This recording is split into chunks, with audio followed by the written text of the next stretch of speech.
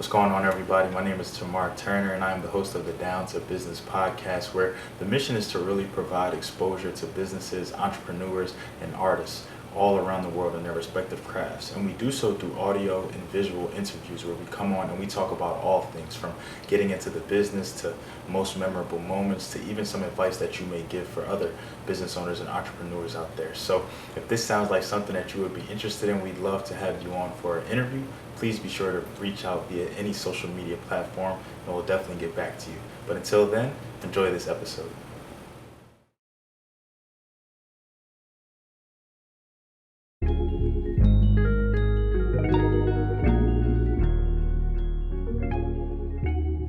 All right, everybody, we are back with another episode of the Down to Business podcast. And I feel like it's been a long time no speak, definitely with all this coronavirus and quarantine and stay at home and curfew. It's really, truly a lot going on and really just so much information out there, so many things going on. So, first and foremost, I do hope that everybody is staying safe out there. If you're working, really do continue to take those precautions. Just be safe. Thank you for everything that you're doing. But if you're not working, I definitely do hope that you're just I'm continuing to just watch over yourself, your family, just keep your distance and just make the most of the time that we can. I know that being caught in the house sometimes or being caught wherever you are is not always the ideal situation, but definitely just I'll try to make the most of it. And so that's what I'm doing today, actually sitting down with a guest of mine, Erick Worthington. Everybody calls him Squeeze, though. I'm definitely delighted to that he took the time to sit down with me today. So, Erick, how you doing today? I'm good. I'm good. How about yourself? I can't complain. Like I said, just making the most of this time right now. How are you? How are you holding up with everything going on around the world and where you're located specifically? I'm doing pretty good. I'm taking all the precautions. Unfortunately, I can't stay in the house like I want to because of both of my jobs, but I'm making the best of it. Got you. And so, what do you do for work? So my primary job, I'm a firefighter, and my part-time job, I Oh, wow. deliver for Sherwin Williams. Okay. Oh, wow. Thank you so much for your service. Definitely do appreciate that. Oh, thank you, thank you. So a man of many talents. So he delivers for Sharon Williams, and then he firefights. But can you just tell us what brought you on the podcast today? Because honestly, just going through your page, and even when you first reached out to me, just I'm seeing what you did. It was really unique, really interesting. I don't think I know anybody who's done what you've done. So can you just give us a little bit of background, a little bit of insight about what exactly you do? So what I do is I make beer. I'm a brewer, home brewer. Let me start there. I'm a home brewer. I guess you can say I say probably about 3 4 years ago, got a Mr. Beer kit. Made my first batch of beer. It tasted like vinegar, so it was nasty, but I made it, so I drank it. I took a break because I didn't think I was doing a good job. I still continue to drink beer. I love beer, craft beer, domestic beer. I just like beer. So I got back into it, upgraded some equipment, started making better quality beer, and said, let me turn this into a business.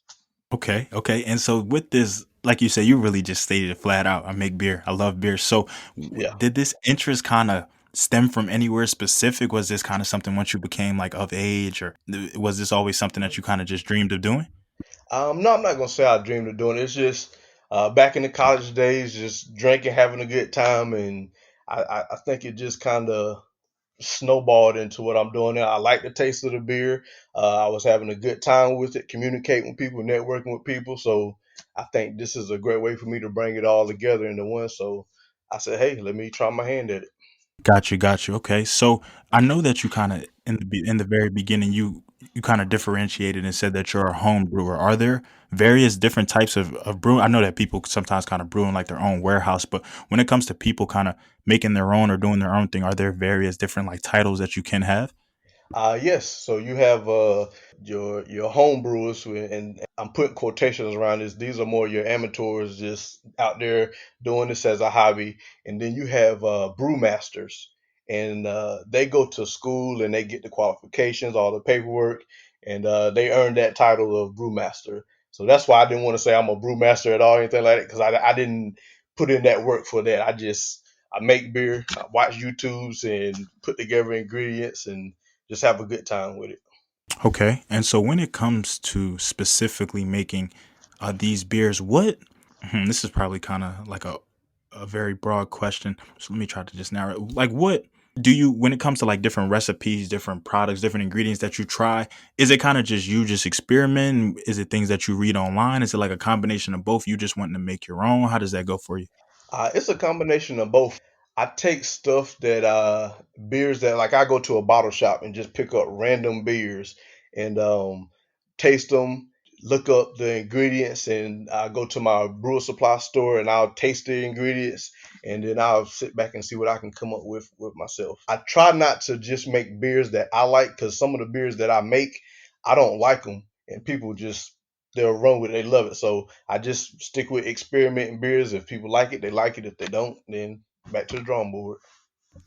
Back to the drawing board for sure. And I kind of makes me think about what you said too. The first beer you said it tasted like vinegar. So from kind of that experience moving forward, what have you do you have like a certain method, or can you is each beer kind of crafted a little differently? So is it a different process? Take me through the give me as a best a visual as possible of how you kind of go about making a select beer. Okay, I'll take my first beer that I ever made. I call it the Genesis. I can't trademark that or anything yet, but I call it the Genesis.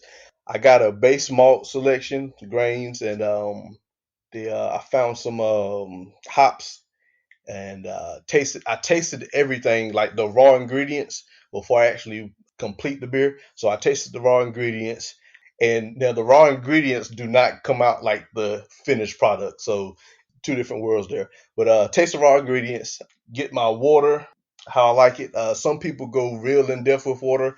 They check pH balances and all that. I'm real simple with stuff. I think that I'm not here to reinvent the wheel, so I stick to the very basics. And I think that by building from the basics, I can come up with a quality beer. So yeah, back to the ingredients. I get the raw material. I get my hops. I get my sugars if need be, and different adjuncts that I want to add to it. And boil. Get my equipment. Boil the water. Get my times right, and I just go through that entire process. Of course, this takes probably about a month and a half, because you have to boil it, then you have to let your yeast do its thing, which turns that in alcohol. So after all that said and done, it's a long waiting process. After all that, I get to taste the beer, and like I said, sometimes I like the beer, sometimes I don't. And if I don't like the beer, then I have to start this process all over again, and it takes about, depending on the style, about a month and a half. Oh wow. I guess I would have never even I really would have never even thought like something like that could take that long, just because I'm so used to just hearing about the breweries and just seeing how they do things in mass and bulk. And but I guess when you're doing things on your own and when you're solo, I understand that. So I think you kind of answered my question, but I kind of just want to confirm it again. So if you are to make a beer or so, or something that doesn't taste right to you or anything like that, it's not just a matter of you can maybe add an ingredient or cancel something out here or mix something else in. It's really just, oh, you kind of just gotta scrap that and literally start all over every time. Not necessarily. Some beers you can add something to it later on the cool side of things. Some beers you may have to scrap, and some beers you can just rename it and send it out. Because the thing that I love about beer is that there's a beer for everyone. Like, I mean, Literally. yeah, literally everyone. So, like I said, a beer that I may not like, somebody else may love that beer. So, even when I'm making my beers, I may start from scratch and be like, I'm not messing with this beer anymore. But I may have somebody, hey man, when next time you making this beer? And all right, well, I'm guess I'm making some more beer like that then. So, I personally say that you can't mess up beer, which I'm pretty sure that you can. But I haven't messed up a beer totally where I just had to dump the whole thing yet. Okay, well, we definitely aren't gonna jinx you in that regard. Like you may just have the lucky hand, that lucky touch. So, something that I'm actually very curious about, just from being at bars, just from looking at menus and different things like that, and maybe hopefully this isn't like a long explanation, or hopefully it's something that you can kind of go into, which I'm pretty sure. So, what are really the true differences between like lagers, IPAs? Like where do these names kind of derive from? Is it the process of making it? Is it the ingredients? Is it the percentage of alcohol in it? Maybe like how does that like how do you really kind of differentiate between all these different terminologies? So the styles come from the yeast, and I want to make sure that I'm saying this right. So ales are top fermented yeast. So when you put it into your fermenting vessel, the yeast will sit at the top and it eats from the top, and then you have your lagers, which they eat from the bottom.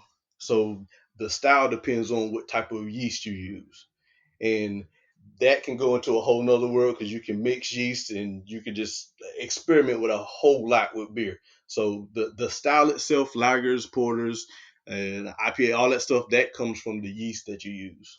Okay, simply put, so not long at all. And just for my knowledge, what does IPA stand for? Because I know some people out there who don't know what that means either. Uh, Indian Pale Ale. Got you. Indian Pale Ale. Okay. All right. So I know we probably should have addressed this in the very beginning, but I kind of want to know now because it's really been on my head. Monkey tails. Where does that name derive from? It comes from my mother, and when we were younger. So me and my brother and sister, it nephews, anybody. If you don't go sit your monkey tail down somewhere, because we're always so. Got you. Got you. Got you. So I took that, and the tail end of it is not tail as in the tail of a monkey. I turned that into tails, like telling a story, because I think with beer, a lot of times people are sitting around, and like my granny say, if they sitting around talking that much, they probably lying to each other, but they're having a good time doing that, communicating and networking and stuff. So monkey tails, that's it, monkey tails. Okay, and as someone who I spoke about it in a few of my previous interviews, I'm very interested when it comes to names, how people kind of got their names, where they came from. I think that's a pretty interesting but yet funny story at the same time, but it makes sense for sure. Okay, so with this whole kind of starting from coming a long way, like you said, first beer tasting like vinegar, you kind of learning the ins and outs of different things. What would you say has probably been your biggest learning experience throughout this whole thing, whether it be from the business side of things, whether it be from recipes, making ingredients, money? What would you say has been your biggest takeaway thus far being in business? I'm going to say the business side of things. I'm still going through that process. So like right now, I'm still looking for funding. Me not knowing anything about business, at first I was like, I just want to make beer. And I have a lot of people say, well, you just can't make beer because you got to get the paperwork, payroll, insurance, and it's a whole other stuff behind the scenes that I didn't know about. So like I am literally going through this journey and I am learning everything that I can. And the biggest part is the business part because without money, that's the oxygen of the business. Then there's no beer. Very well put. Okay. When it comes to the business, even segueing, moving forward a little bit, are you someone who like? What's your hope for Monkey Tails? Do you guys want to? Do you want to have like your own bar, restaurant? You want to have your own like label? Like, hey, when people taste this or when they order that, they know that that's your beer specifically. Like, what do you? Where do you want to see Monkey Tails kind of moving forward once you get everything the way you want it to be? I want Monkey Tails to be a household name. I would love that. I want Monkey Tails to help grow with the community. I really want to start something small. My ultimate dream is to have Monkey Tails like literally in neighborhoods. So these housing developments going up, stuff like that. Have Monkey Tails on the corner, and that way you can it'll cut out some driving home. You can walk up to Monkey Tails and just have a good time. You can interact with your friends and your family. So I really want Monkey Tails to be a household name, and my ultimate goal is to be able to just help with Monkey Tails. And that's if I have to with food for the community or whatever I need to do, I want Monkey Tails to be able to provide that access to people that need help.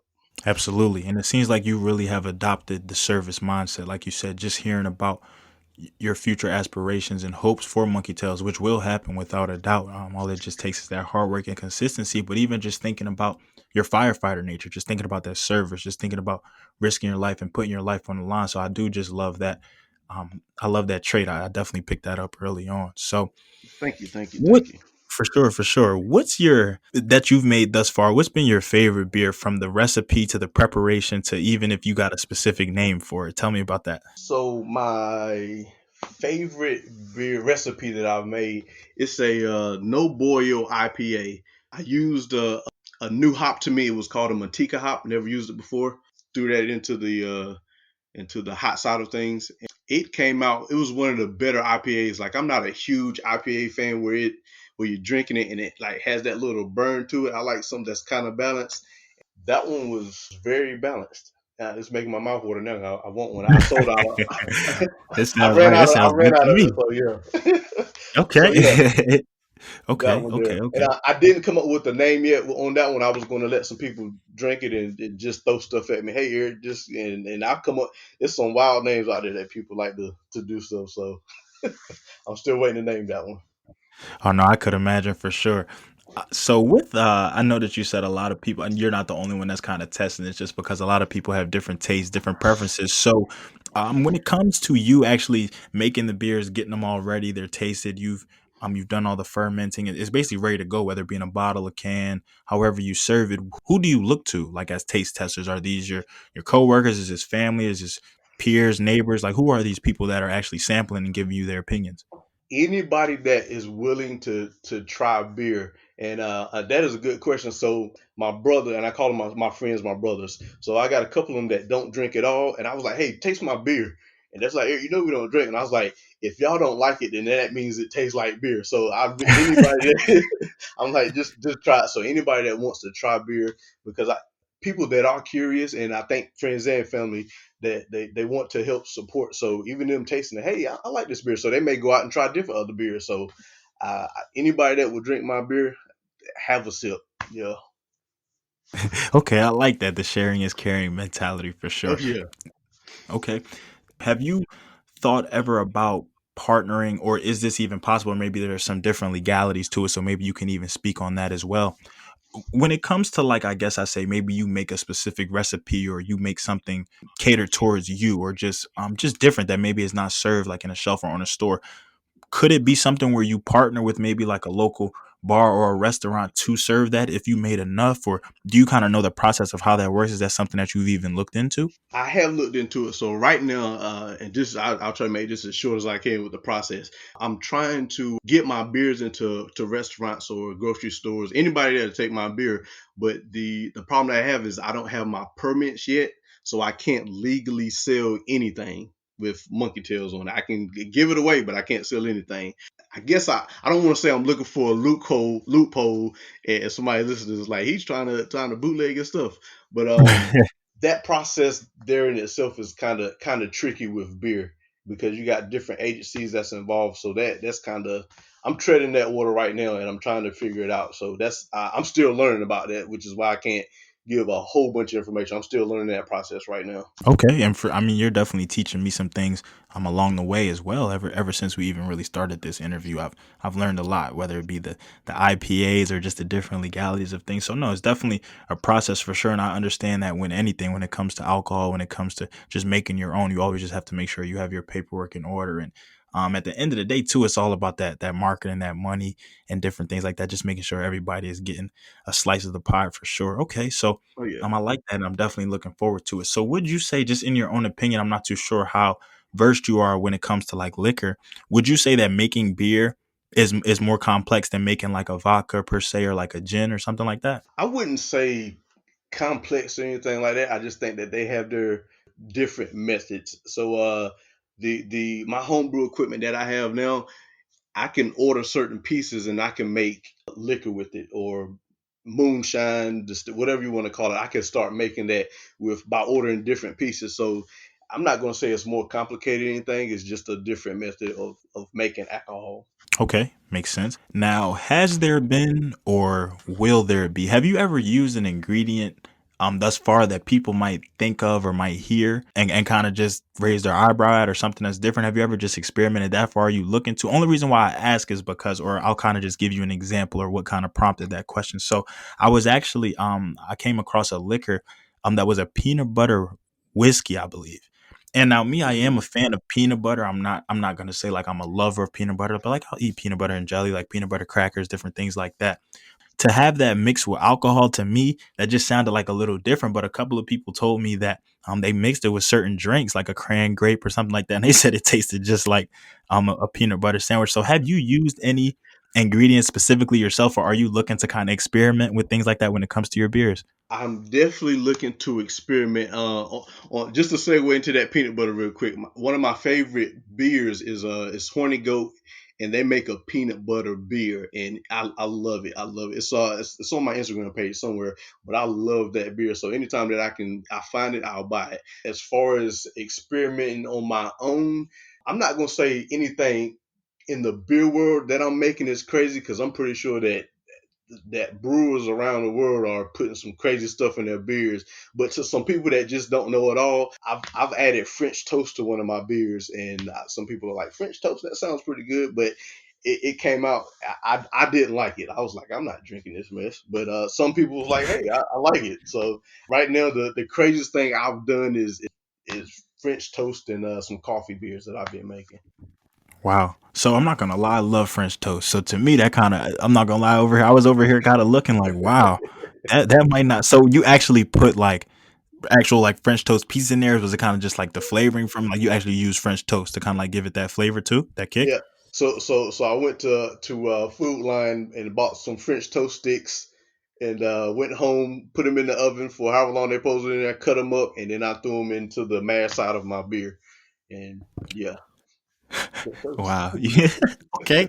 That's definitely different. But like I said, me as a lover of French toast, I'm not really shying away from that. That might be something that I want to try. Okay. Okay. Coffee, I'm really not well, I can't stand coffee if we're really being honest, like very hmm transparent. So that probably be something I shy away from. But okay, I definitely do like the I, let, let, creativity. let me say something though, because look, I hate coffee too. I Okay. go to work in the morning, and all the guys are drinking. I'm not drinking this mess. I don't like coffee, but I've tried a coffee beer, which is why I'm making a coffee beer now, and I loved it. I was like, what in the world? Is this what they're drinking? And it tastes nothing like regular coffee, but I love Okay. that coffee beer, so I would not Okay. shy away from it. If you see one, try it. Okay. Try it. Okay, so I am somebody who believes that you can't knock it until you try. So okay, before I completely put it away, before I completely ignore it, I will give it a try. So I'll Okay. definitely keep Okay. y'all posted on that and let you know. All right, so I want to play a little game right now. It's called This or That. So I'm gonna just list some beers. I know that you're a beer connoisseur, so a lot of these you probably have tasted before, and if not, we can kind of just move on, or I'll throw another one in the place. But I'm basically gonna name two, and you're just gonna tell me which one you would rather pick and why.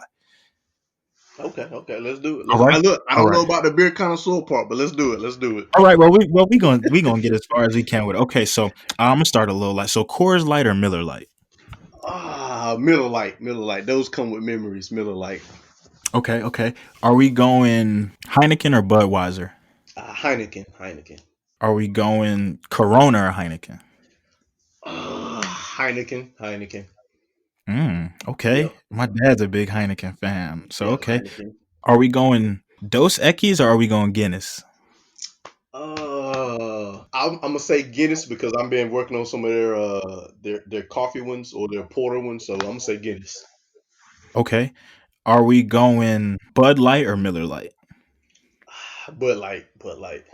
Okay. Are we going with a flavor of Bud Light or just Bud Light? I just regular, but I can't do the flavor Bud Light stuff. No, no, just regular for me. Oh, so no orange, no lime. Gotcha. Okay. Just regular. Okay. Okay. Okay. Are we going Blue Moon or are we going Corona? That was easy. Blue Moon. That is my favorite beer. Blue Okay. Moon. Yeah, I'm not gonna lie. I probably had that was well, obviously in college. That was my first time experimenting with Blue Moon, specifically in grad school. And Mhm. Blue Moon is pretty good. You throw an orange in there; it's actually a pretty Oh good taste. yes. I'm Oh not gonna yes. Oh lie, I like yes. it too. Okay, are we going? Are we going PBR or are we going Miller Lite? Miller Lite. Miller Lite. Miller Lite. Okay, so what's your top? I'm kind of seeing Heineken and Miller Lite like they're kind of resonating. So I'm real sentimental, and Miller's just bring back that college experience, just that Miller High Life with some aristocrats laying around. Like I I just, got you, yeah. got you. So yeah, Miller's the experience. Okay, okay, I like that. All right, my first time this or that. I would say I'm more of a. I think my one of my tops is probably Corona. I'm a light, but like I like the light beers. Like I'm not gonna like Heineken. It hmm wasn't an acquired taste to me. It was definitely different. The Coors, like the Miller Lights, are pretty good. I've actually probably had more Coors than Miller. So, but I know Miller holds that sentimental value to you. So okay, I like that. Thank you for joining in on a little bit of the fun with me. So remind us again how long you've been in business with Monkey Tails. So I just got it established as far as the LLC. I want to say that was what January 1st, 2nd, 7th, something like that. So I just got that established LLC wise.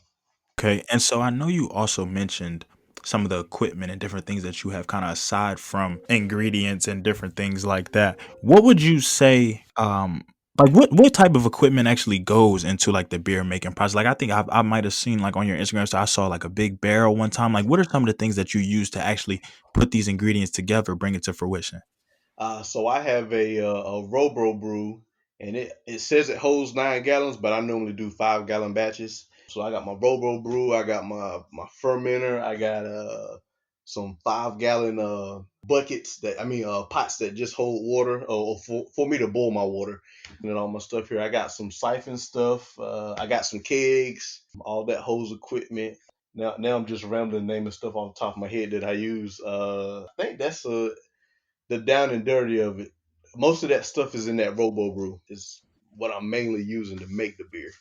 Okay, got you. Now, I'm so glad you said the word keg because I've always been so curious as to like how does a keg work? Like I understand, like I know you kind of put the hose in there, you kind of unscrew it, you let it go, but how do you actually get it in there to seal it like so tight and everything? Because to me, like kegs look like they were literally like made in a factory. Like it used to obviously in high school was probably the first time I've probably seen like a lot of the games and people doing the keg stands. You know how things get. So what exactly like how do you do that? How do you secure it? How does the beer actually get in there? What is the whole process of that? So the kegs that I use, little corny kegs, they hold 5 gallons, and at the top of the keg they have it's a hole there. I'm trying to the best way to describe it, but they have a gasket around it, and you gotta pull the clamp down so that seals it from opening and closing, however you want to do it. So you pull that down, and it kind of that gasket helps keep out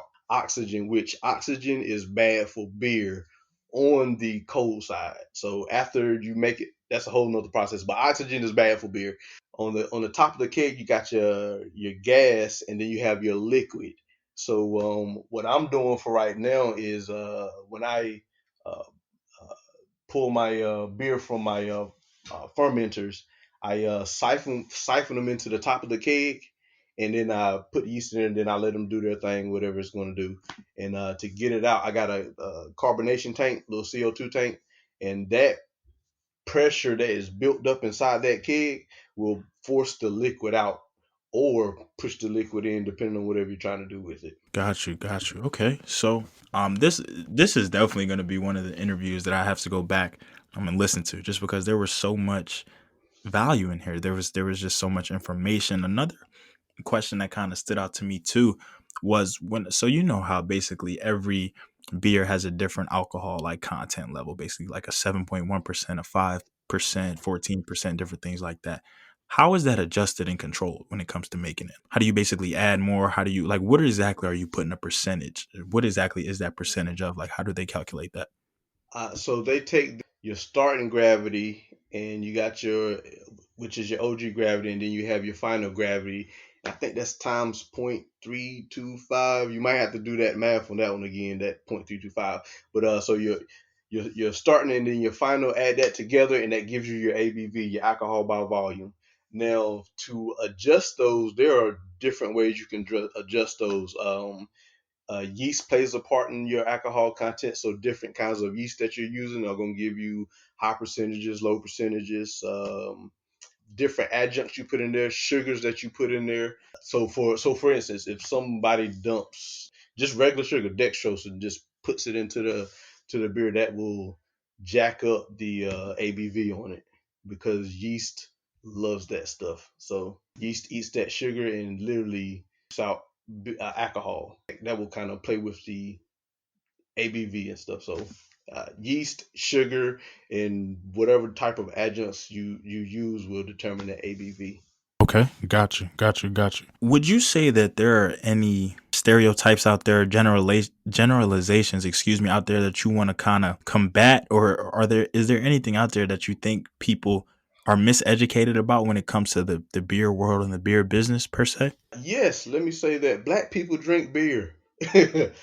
Please drink beer. I think that's one of the biggest things. So like when I'm giving out my beers, a lot of people, because I hang around mainly black people, they are used to your Bud Lights, your Budweiser, and these your old school, your Coors and stuff like that, those domestic beers. So when I hand them a beer and it has French toast in it, I'm not drinking this mess. What is this? So that apprehension there kind of it's like just try it, just so I think that stereotype that black people don't drink beer, I think that's is we're growing, we're getting there. So get that out of your mind and drink beer.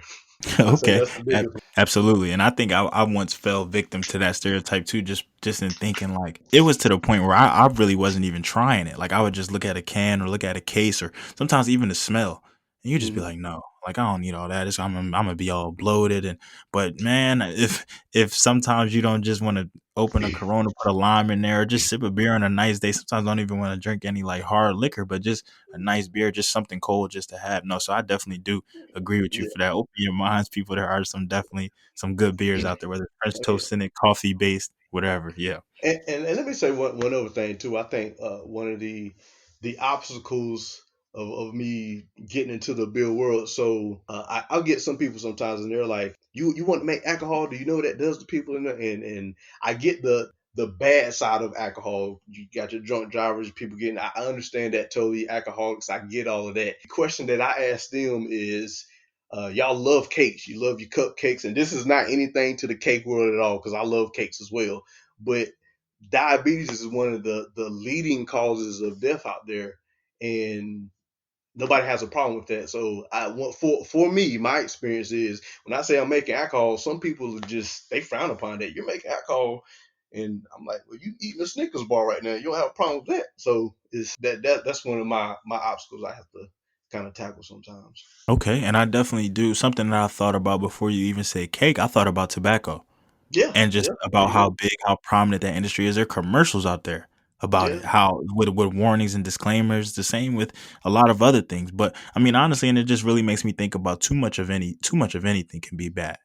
You oh feel yeah, me? So like too much water, you'll drown. too So much water, exact, yeah, which is just crazy to think about. Like too much of any at the end of the day. So yeah, at the end of the day, it's always going to be a catch right, 22. It's always going to be that type of situation. So no, I think you should for sure do what you love, do what you're passionate about. Because even in all beer commercials, they always do say, and whether people follow those guidelines or not, it's always about drinking oh yeah, oh responsibly. yeah, It's always about being mature, being first of all of age to even know and to oh yeah, consume, whether it oh be yeah. beer, alcohol, or anything like that. So with that always just comes a different type of responsibility. Okay, so before we wrap things up, is there anything that you kind of want to let people know maybe that we left out or didn't touch on, whether it be about Monkey Tails, your business, things that you have or are excited for moving forward, any kind of recipes or anything you've been cooking up in the lab lately?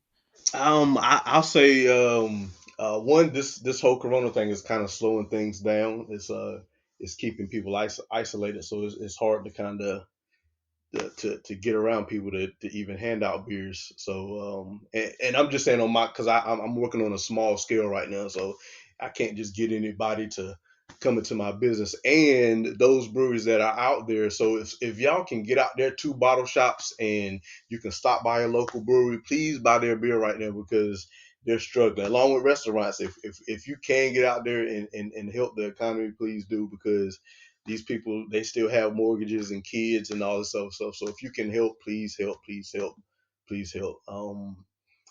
As far as Monkey Tails, I just appreciate the support that I've been getting and that positive energy. I feed off of that stuff. I need that. So I appreciate everybody and I want everybody just keep giving it to me, keep giving it to me. Monkey Tails, I have a brick and mortar foundation and we can all sit around and talk about this. So yeah, just keep supporting. Absolutely, 110%. Just in and just for the listeners out there who may not really know, I've never even met Eric. This was all just a Instagram conversation that we had. But like I said, just from when he reached out to me and just the conversation that we have, I just picked up on a great genuine energy. And then, like I said, he Yeah, had a unique business. Brewing is definitely something that I've never seen somebody doing their own. Like I said, I'm always used to the breweries or the bars and restaurants and different things like that. So just hearing that step of faith that he took out and now he's trying to do his own thing. But like he said, he can't really do it without support, or the support just means all that much more. So definitely oh do yeah. check out Eric. I'm gonna leave all the information at the end. And